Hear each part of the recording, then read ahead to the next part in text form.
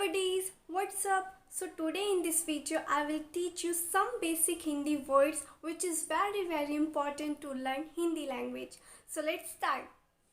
Mother, mummy, father, papa, daughter, beti, son, beta, neighbor, पड़ोसी, friend, दोस्त, beautiful, सुंदर, food, खाना, weather, मौसम, I, मैं, you, तुम, she, वह, he, वह, we, हम, thank you, धन्यवाद, sorry, माफ कर दो, pillow, तकिया, बेडशीट, चादर, fight, झगड़ा, argument, बहस, today, आज, tomorrow, कल, hand, हाथ, happy, खुश, sad, उदास, yes,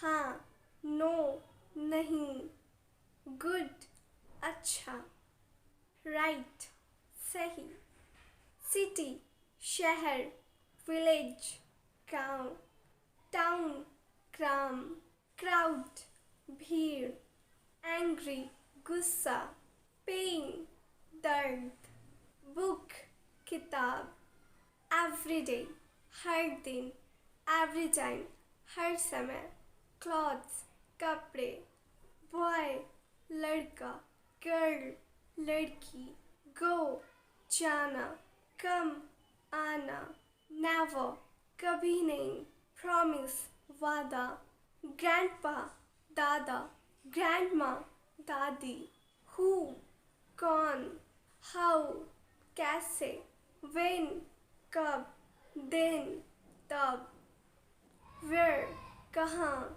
night, रात, day, दिन, noon, दोपहर.